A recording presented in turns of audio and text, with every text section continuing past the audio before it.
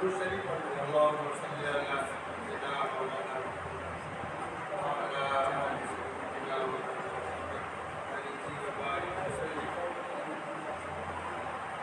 الحمدللہ رب العالمین والصلاة والسلام علی سید الانبیاء والمرسلین خاتم النبیین محمد بن عبداللہ الامین وعلى آله وصحبه أجمعين وبارك وسلم تسليما كثيرا كثيرا أما بعد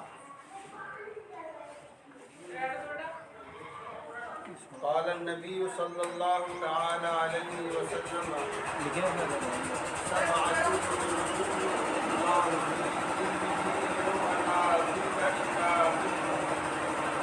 الإمام العادل وشاب نشأ في عبادة ربه ورجل قلبه معلق بالمساجد ورجلان تحابا بالله اجتمعا عليه وتفرقا عليه ورجل دعته ذات منصب وجمال وقال إني أخاف الله ورجل تصدق إخفاء حتى لا تعلم شماله ما تنفق يمينه ورجل ذكر الله خالصا خاليا ففاضت عيناه.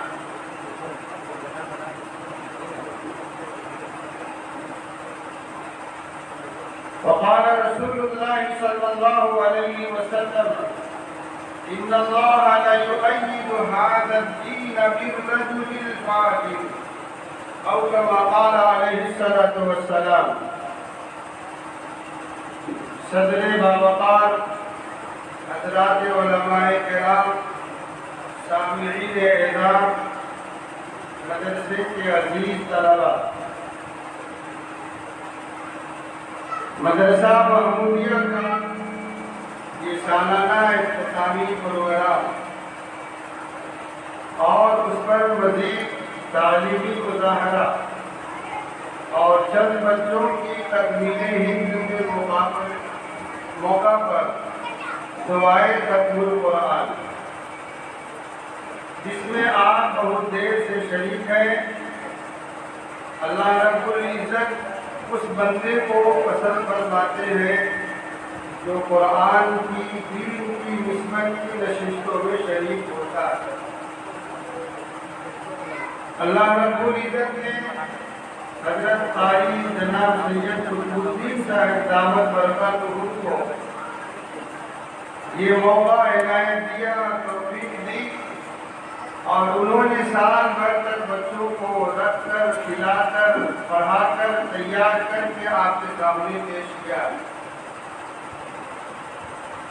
پورے سال میں آپ کا تعاون لیتا ہے اور اسی تعاون سے مدرسے کا تعلیمی نظام چلتا ہے،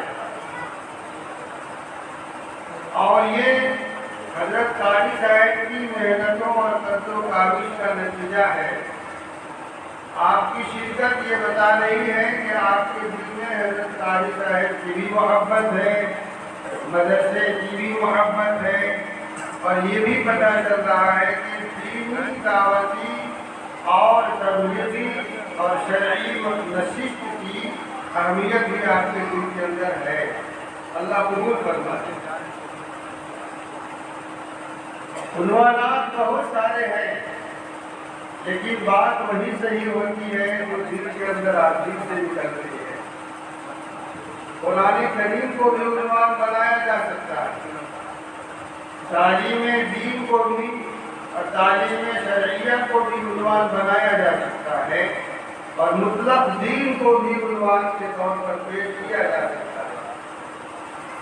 اللہ رب العزت کا بڑا احسان و کرم ہے کہ جس مذہب سے اور جس دین سے اللہ نے ہم کو جوڑ کے رکھا ہے، وہ دین اللہ کی نظر میں بے حد محبوب اور پسندیدہ ہے۔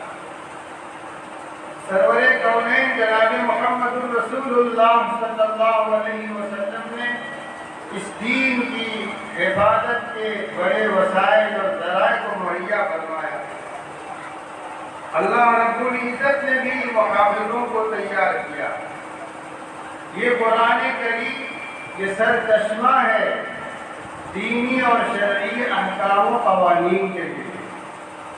سب سے پہلے دینی اور شرعی قانون کو جاننے کے لیے ہمیں قرآن کا مطالعہ کرنا پڑتا ہے، قرآن کو پڑھنا پڑتا ہے، اور ابتدائی درجے میں ہم قرآن کے حروف اور الفاظ کو پڑھتے ہیں، صحت کے ساتھ اس کی ادائیگی میں توجہ دیتے ہیں، پھر باری ترجمہ کی جاتی ہے، پھر اس کے بعد تفسیر کی جاتی ہے، پھر اسی سے مسائل اور احکام کو استعمال کرنے اور نکالنے کی باری آتی ہے۔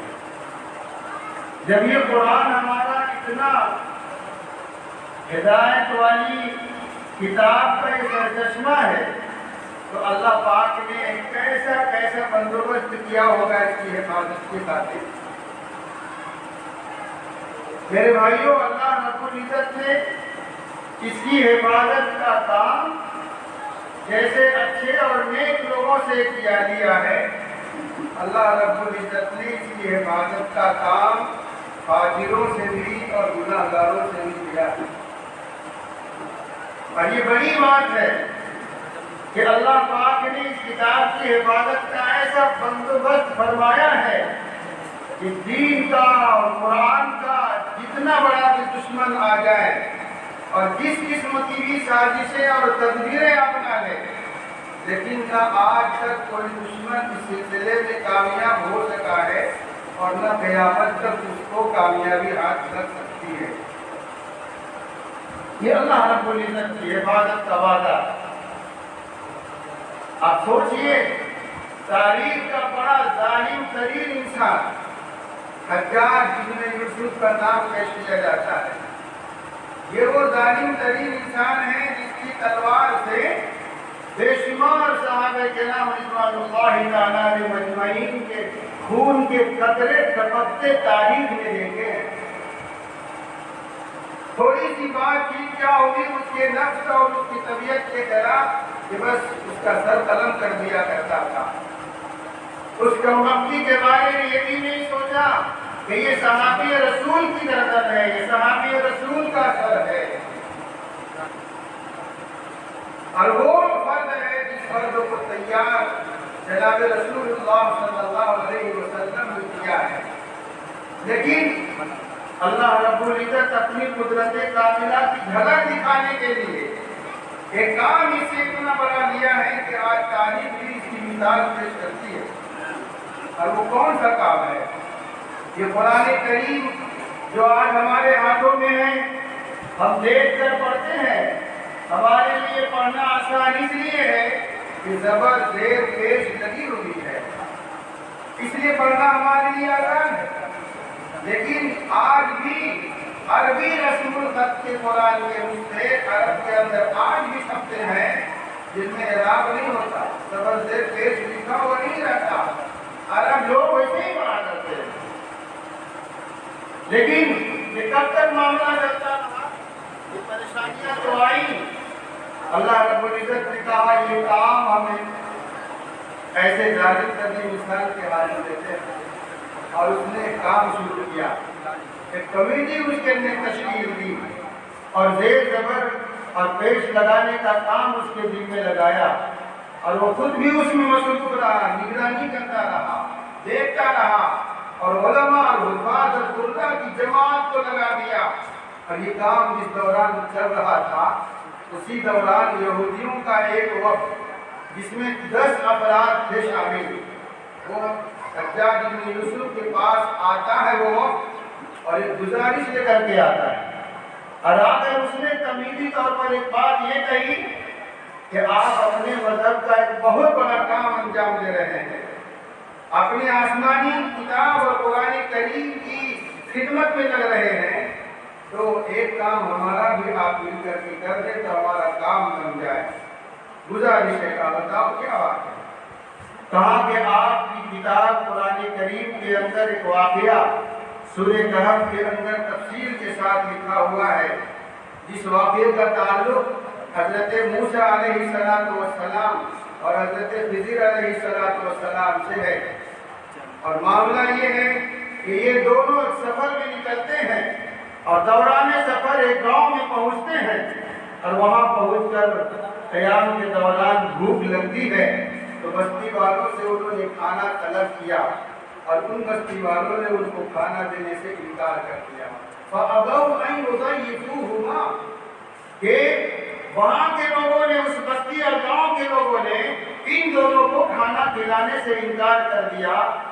تو اب گاؤں والوں کی طرف سے ایسی نحوست آئی اور ایسی بدنامی اور ذلت کا ہمیں سامنا کرنا پڑ رہا ہے اور یہ قیامت تک کی ذلت ہمارے سر لگی رہے گی۔ اس لیے ایک گزارش لے کر کے آئے ہیں کہ کام کر لیجیے۔ آپ کام کیا کرنا چاہتے ہیں؟ کام یہ ہے کہ وہاں جو ہے کہ ابو ہے، اس ابو کو اتو سے بدل دیجیے۔ کچھ نہیں کرنا ہے آپ کو، پا کا نقطہ جو نیچے لگا ہوا ہے اس نقطہ کو نیچے سے اٹھا کر اوپر رکھ دیا جائے اور ایک نقطے کا مزید اضافہ کر دیا جائے تو جہاں ابو لکھا ہوا ہے وہ اتو ہو جائے گا۔ ابو کے معنی ہے انہوں نے انکار کیا اور اتو کا معنی ہو جائے گا کہ انہوں نے کھانا دیا۔ میرا کام بن جائے گا، آپ کو کچھ نقصان نہیں ہے۔ اور اگر ایسا نہیں ہوا تو پھر قیامت تک ہمارے خاندان کی بے عزتی ہوتی رہے گی، ناک کٹتی رہے گی۔ حجاج بن یوسف ظالم ترین انسان، لیکن قرآن کی عظمت کے اندر کیا تھی وہ سن لیجیے بھائی۔ بہت ہی تحمل کے ساتھ اس وقت کی اس گزارش اور بات کو حضرت بن یوسف نے سنا اور اس کے بعد کہا کہ اچھا ٹھیک ہے، یہ مہمان خانہ ہے، تشریف رکھیے، ہم آتے ہیں آپ کی اور سب کی ضیافت کرتے ہیں اچھی طرح۔ گھر جاتا ہے سب کو اس مہمان خانے میں بیٹھا کر اور گھر کے اندر سے ننگی تلوار لے کر کے آتا ہے اور تلوار کو لہراتے ہوئے کہتا ہے پاک پروردگار عالم، تو جانتا ہے میں عامل ہوں، جابر ہوں، ظالم ہوں، لیکن اے پاک پروردگار عالم، یہ لوگ اس سے بھی بڑا ظلم کرانا چاہتے ہیں اور تیرے کلام مقدس کے اندر رد و بدل کرانے کی بات یہ کر رہے ہیں۔ جو اس طرح کی تجویز لے کر کے آئے ہیں، میری طرف سے تجویز یہ ہے کہ میں ان کی گردن توڑا دوں، ان کا وجود ختم کر دوں۔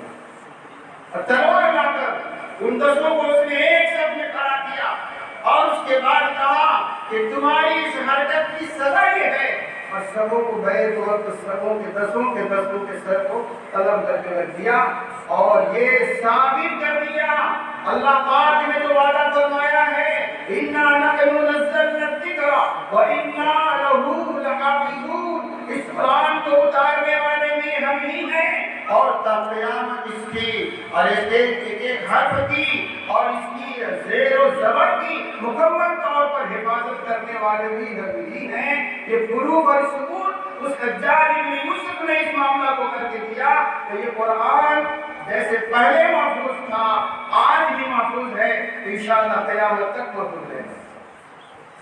اور جو لوگ بھی اس کی حفاظت میں لگے ہوئے ہیں، کیسے کیسے لوگ لگے ہوئے ہیں میرے بھائی، حفاظ بھی ہیں، قراء ہیں، علماء ہیں، مجاہدین ہیں، مفسرین ہیں، مبلغین ہیں، مدرسین ہیں، سب کے سب اپنے اپنے میدان سے قرآن کریم کی حفاظت میں لگے ہوئے۔ اللہ رب العزت نے اس قرآن کو نبی پاک صلی اللہ علیہ وسلم پر اتار کر کے اس کی حفاظت فرمائی، حضرت جبرائیل نے نبی تک پہنچا کر کے اس کی حفاظت فرمائی اور نبی نے امت تک پہنچا کر کے اس کی حفاظت فرمائی اور صحابہ نے اپنی جان کو قربان کر کے اور نذرانہ پیش کر کے اس کی حفاظت کی ہے اور اہل بیت نے اور وہ صحابہ جو میدان جہاد میں شہید ہو گئے ہیں وہ شہادت تک جان نوش کر کے خون میں لطپت ہو کر کے قرآن کریم کی حفاظت کا کام کیا ہے۔ مبلغین تبلیغ کے میدان سے، مجاہدین جہاد کے میدان سے، مدرسین پڑھا کر قراء اس کی صحت اور مدارس کی رعایت کر کے اور مجاہدین قانون شریعت اور قانون قرآن کی حفاظت۔ اور آج یہ پڑھنے والے بچے میرے بھائیوں جو قرآن کے الفاظ اور حروف کی حفاظت میں لگے ہوئے ہیں اور جتنے مدرسے اور ادارے ہیں وہ تمام کے تمام مدرسے اور ادارے آج قرآن کریم کے مکمل علوم کی حفاظت کے پیچھے لگے ہوئے ہیں۔ تفسیر کہاں سے ملے گی آپ کو؟ قرآنی احکامات کا استعمال کون کرے گا؟ کون بتائے گا کہ یہ حرف کہاں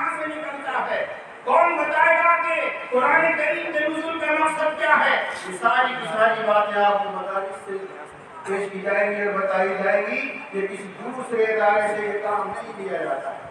اس لیے ہمیں اور آپ کو مدارس کی اہمیت اور اس کی قدر و منزلت کو سمجھنا چاہیے اور سوچنا چاہیے۔ عجیب و غریب ایک بات ذہن میں آ رہی ہے، ابھی شب برات کی رات گزری نہ ہوئی ہے، نبی اکرم صلی اللہ علیہ وسلم تشریف لے گئے۔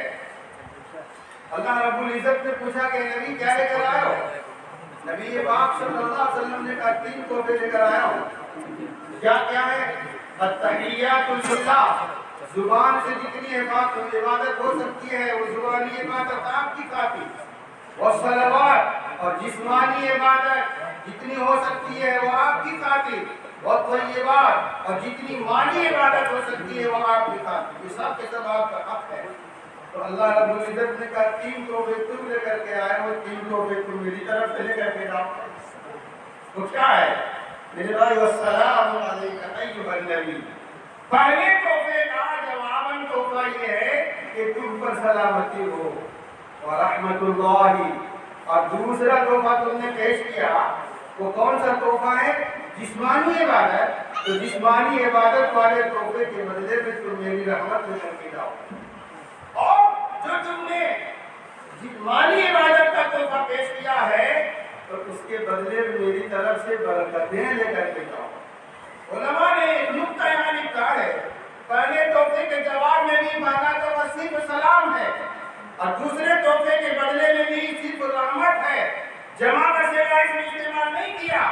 لیکن اللہ رب العزت نے جب مالی عبادت کے تحفے کے بدلے میں اپنی طرف سے تحفہ دینا چاہا تو واحد کا لفظ استعمال نہیں کیا جیسے سلامت ہو اور رحمت ہو، نہیں، بلکہ کہا میری طرف سے برکتیں لے کر کے جاؤ۔ علماء یہ بتاتے ہیں کہ اللہ رب العزت نے گویا مالی عبادتوں کو بہت قدر و منزلت سے دیکھا، اور جب اس کا بدلہ دینا چاہا تو اللہ نے کہا کہ ایک طرح کی برکت نہیں، ہزاروں اور لاکھوں طرح کی برکتیں لے کر میری طرف سے جاؤ۔ علماء اسے ثابت کرتے ہیں کہ آپ جو مدرسے میں بچوں کو پڑھانے کی خاطر، اس قرآن کی اشاعت اور تبلیغ کی خاطر، بچوں کو حافظ القرآن اور عالم بنانے کی خاطر یہ جو آپ سالانہ یا ماہانہ کچھ تھوڑی سی رقم دیتے ہیں، اللہ رب العزت کی طرف سے 1 روپیہ کے مقابلے میں اللہ پاک لاکھوں روپے آپ کے نذرانے بنا کر پیش کرتا ہے۔ اس لیے آپ چند روپے بھی دے کر کے آپ یہ سوچ سکتے ہیں کہ اللہ پاک مجھے بے حد برکتوں سے نوازے گا۔ اس لیے اس میں لگانا خیر سے خالی نہیں ہے میرے بھائیوں، آپ دوسرے اداروں میں لگائیے لیکن وہ ثواب اور اجر نہیں مل پائے گا، اور اس کا بدلہ آپ کو اللہ پاک کی طرف سے اتنا نہیں مل سکتا ہے جو بدلہ اللہ رب العزت قرآن کی اشاعت کی خاطر پیسے لگائے جانے پر اللہ برکتوں سے نوازتا ہے۔ میں یہ عرض کر رہا تھا اللہ رب العزت نے ایسے کیا، اور بھی دیکھیے اس کو لے کر آئے تھے لوگ نبی کے پاس 20 پارے لے کر حضرت جبرائیل آئے۔ حضرت جبرائیل علیہ السلام نے مکمل قرآن نبی تک پہنچایا ہے۔ یہودیوں نے آ کر ایک مرتبہ نبی سے کہا آپ تو ٹھیک ٹھاک ہیں، اور آپ کے پاس جو ہے یہ لے کر فرشتہ آتا ہے نا وہ ٹھیک ٹھاک نہیں ہے، اس سے ہماری بنتی نہیں ہے۔ بنی اسرائیل کے پاس عذاب لے کر وہی فرشتہ آیا تھا، اور وہی قرآن لے کر آپ کے پاس وہ یہ لے کر کے آتا ہے، کوئی دوسرا فرشتہ لے کر کے آتا تو ہم اس کو قبول کر لیتے، لیکن یہی لا رہا ہے جو میرا دشمن ہے اس لیے ہم اسے قبول نہیں کرتے ہیں۔ اللہ پاک نے نبی سے کہا کہ آپ کو کچھ نہیں بول رہا ہے، اس کا جواب ہمارے دل میں ہم دیں۔ قُلْ مَنْ كَانَ عَدُوًّا لِجِبْرِيلَ فَإِنَّهُ نَزَّلَهُ عَلَىٰ قَلْبِكَ بِإِذْنِ اللَّهِ، آپ صرف میری طرف سے ان لوگوں سے کہہ دیجیے جو اس طرح کی باتیں کر رہے ہیں اور یہ کہتے ہیں کہ جبرائیل غلط ہیں، تو آپ کہہ دیجیے کہ یہ جبرائیل ہی ہیں جو ہمارے پاس لے کر کے آئے ہیں، اللہ کے حکم سے آئے، خود سے نہیں آئے ہیں، بلانے پر نہیں آئے، اللہ کے بھیجنے پر آئے ہیں، اور ایسی کتاب آپ کے پاس لے کر کے آئے ہیں جو پچھلی تمام کتابوں کی تصدیق کیا کرتی ہے، اور وہ باعث ہدایت بھی ہے اور مومنوں کے لیے باعث خوشخبری بھی ہے۔ اور آگے اللہ پاک نے کہا کہ آپ لوگوں کو یہ بھی کہہ دیجئے جو اللہ کا دشمن، جو رسول کا دشمن، جو فرشتوں کا دشمن، جو جبرائیل کا دشمن، جو میکائیل کا دشمن، وہ میرا بھی دشمن ہے، یعنی اللہ کا بھی دشمن ہے۔ اللہ رب العزت نے جواب دیا۔ اچھا ایک اور بھی الزام لگایا تھا ان لوگوں نے. کیا لگایا تھا یہودیوں نے حضرت جبرائیل پر الزام یہ لگایا تھا کہ اصل میں اللہ پاک نے ان کو حضرت علی کے پاس دے کر کے بھیجا تھا، لیکن خیانت سے کام لیا جبرائیل نے اور علی کے پاس نہیں لے جا کر کے دیا تو محمد کو دے دیا. یہ خیانت کا کام کیا ہے. اللہ رب العزت نے ان کا بھی جواب دیتا انہ لقول رسول کریم، یہ قرآن اللہ کا کلام ہے جو ایک فرشتہ معزز فرشتہ کا لایا ہوا ہے. اور وہ کیسا ہے؟ ذی قوت، وہ طاقتور ہے. اس طرح طاقتور ہے، وہ طاقتور اس طرح ہے کہ اللہ پاک نے اسے 600 پر دیے ہیں. اگر 2 پر بھی اگر وہ کھول دے تو پوری کائنات اس کو سک جائے. اللہ پاک نے طاقت دیا. اور سنیے طاقت ان کی یہ ہے کہ ایک موقع پر اللہ رب العزت نے کہا حضرت لوط کے بستی کے لوگوں نے میری نافرمانی کی ہے، ان کو سزا دینا ہے. سزا کیا دینا ہے؟ بستی کو مکمل طور پر اٹھا لینا ہے. حضرت جبرائیل گئے ہیں اور اپنے پر اس بستی کی تمام چیزوں کو لے کر آسمان کی طرف اٹھایا اور وہاں تک پہنچایا کہ اس بستی کے جانوروں کی چیخ و پکار کی آواز آسمان کے فرشتوں نے سنی ہے. اور اس کے بعد اس طرح کوئی چھوٹی چیز بڑھتی جاتی ہے، اس طرح پوری بستی کو اٹھا کر پلٹ دیا. یہ طاقت اور قوت حضرت جبرائیل علیہ السلام کی ہے. اور ان کی تیز رفتاری کو اگر سمجھنا ہے تو ایسے سمجھیے اللہ کے نبی صلی اللہ علیہ وسلم نے فرمایا جس وقت حضرت یوسف علیہ السلام کو ان کے بھائیوں نے کنویں کے اندر ڈالا تھا، اللہ رب العزت نے کہا جبرائیل ان کے بھائیوں نے ان کے جسموں کو اٹھا کر کنویں کے اندر پھینک دیا ہے. میرا حکم یہ ہے کہ تم تیز رفتاری کے ساتھ جاؤ اور کنویں میں حضرت یوسف کے زمین پر گرنے سے پہلے تم وہاں پہنچ جاؤ. حضرت جبرائیل علیہ السلام اتنی تیز رفتاری میں اگر اس کو سمجھنا ہے تو ایسے سمجھیے کہ 1 سیکنڈ میں وہاں آسمان سے لے کر کے زمین اور زمین کے بعد سے لے کر کے کنویں کی کھائی میں تو چلے جاتے ہیں اور حضرت یوسف کو زمین پر گرنے سے بچا کے اپنی گود میں لے لیتے. یہ طاقت ہے حضرت جبرائیل علیہ السلام کی. میرے بھائیوں اور قرآن کریم نے یہ بھی کہا ان ذی العرش مکین، وہ پاک جو صاحب عرش مالک ہے وہاں وہ رہا کرتا ہے. مطاع، آسمان میں اس کی باتیں مانی جاتی ہیں. اور پھر یہ بھی ہے کہ وہ امین بھی ہے، امانت دار ہے. اس امانت داری کا تقاضا یہ ہے کہ اس نے کوئی خیانت نہیں کی ہے. وہ یہ دے کر ہم نے محمدی کے بعد بھیجا تھا، وہیں تک انہوں نے پہنچایا ہے. کوئی انہوں نے خیانت سے کام نہیں لیا.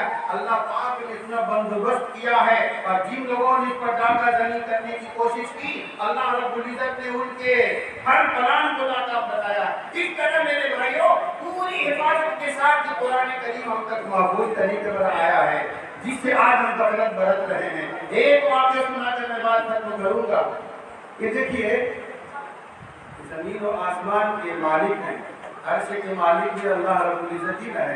کل میدان محشر میں ہم اور آپ ہو گئے نا، وہاں اللہ رب العزت نے عرش کے سائے کا انتظام فرمایا ہے. اور وہ کیسا ہے؟ اس دن کیا حال ہوگا؟ اس دن حال یہ ہوگا تدنی الشمس یوم القیامت بالخط. آسمان کتنا بلندی پر ہے یہ سورج؟ 150 گنا زمین کے مقابلے میں یہ بڑا ہے سورج، پھر بھی چھوٹا نظر آتا ہے. اس کا مطلب یہ کہ بہت ساری بڑی بلندی پر ہے. کتنی بلندی پر؟ حضرت حکیم الامت رحمۃ اللہ علیہ نے جو اس کا اندازہ لگایا ہے وہ یہ ہے 1,40,00,000 میل کی بلندی پر یہ سورج ہے. اور ابھی چوتھے آسمان پر ہے. اس کا منہ اس کا آسمان کی طرف اوپر ہے اور پشت اس کی زمین کی طرف ہے. اور قیامت کے دن وہ بھی صرف 1 میل کے فاصلے پر ہوگا. کیا حال ہوگا اس دن؟ میرے بھائیوں اس دن اگر عرش کے سائے میں جس کسی کو جگہ مل گئی وہ بڑا خوش قسمت انسان ہے. کتنے لوگوں کو جگہ ملے گی؟ میرے بھائیوں صرف 7 لوگوں کی نہیں ملے گی بلکہ ایک اور ہے. اللہ کے نبی علیہ السلام نے فرمایا وَرَجُلٌ تَعَلَّمَ الْقُرْآنَ فِي صِغَرِهِ فَهُوَ يَتْلُو فِي كِبَرِهِ. ایک وہ مسلمان ہے جس نے بچپنے میں ماں باپ کی توجہ سے قرآن کریم کو پڑھنا سیکھ لیا، لیکن جب بڑھاپے پر اس نے قدم رکھا تو بڑھاپے کے وقت بھی اس نے قرآن کریم کی تلاوت کو نہیں چھوڑا. بچپنے میں سیکھا، جوانی تک پڑھتا رہا، بڑھاپے میں بھی قرآن کی تلاوت کے سلسلے کو جاری رکھا۔ نبی پاک صلی اللہ علیہ وسلم فرماتے ہیں میدان محشر میں اس کو بھی عرش کے سائے میں جگہ دی جائے گی، اس لیے غفلت نہ برتی جائے۔ ہم لوگوں نے بڑی بے توجہی برتی ہے دوستو، دوسری کتابوں کو بہت بے توجہ کے ساتھ ہم پڑھتے ہیں سنتے ہیں، لیکن قرآن کی طرف سے بڑی بے غفلتی ہے۔ 1 منٹ کی گزارش یہ ہے کہ آپ عوام الناس میں سے ہیں، آپ حافظ قرآن نہیں ہے، قرآن کریم کی تلاوت کا طریقہ بھی آپ کو نہیں معلوم ہے، لیکن آپ کو سیکھنا چاہیے۔ آپ امام سے دوستی کریں، مؤذن صاحب سے دوستی کریں، مدرسے کے معتمین صاحب سے، مدرس صاحب سے، مدرسے کے پڑھنے والے بچوں سے جو حافظ قرآن ہے ان سے دوستی کیجیے، تعلقات پیدا کیجیے، اور اس طرح قرآن کریم کے اندر جو غلطیاں ہیں ان غلطیوں کو سدھاریے اور مکمل قرآن کریم کو صحت کے ساتھ پڑھنے کی کوشش کیجیے۔ اگر آپ نے ایسا کیا اور اس کی تلاوت کو جاری رکھا تو انشاءاللہ تعالیٰ عرش کے سائے میں آپ کی جگہ بھی ریزرو ہو جائے گی۔ ایسا چاہیں گے انشاءاللہ؟ اللہ فرمائے مدرسہ محمودیہ نے ہمیشہ قرآن کی خدمت کی ہے، حفاظ القرآن کی بڑی تعداد اس میں پیش کیا ہے۔ اس نے میرے بھائی اس کی خدمات حضرت قاری شرف الدین صاحب رحمۃ اللہ علیہ سے لے کر کے جو شروع ہوئی آج تک یہ سلسلہ جاری ہے، اس کی بھی خدمت آپ کے ذمہ، اس کا بھی خیال کرنا آپ کے ذمہ ہے۔ میں اللہ تعالیٰ سے گزارش کرتا ہوں کہ اللہ رب العزت ہم تمام لوگوں کو قرآن کی اہمیت سمجھنے کی توفیق اور اس پر عمل کی توفیق اور حروف کی تلاوت کی توفیق مرحمت فرمائے۔ وما علینا الا البلاغ۔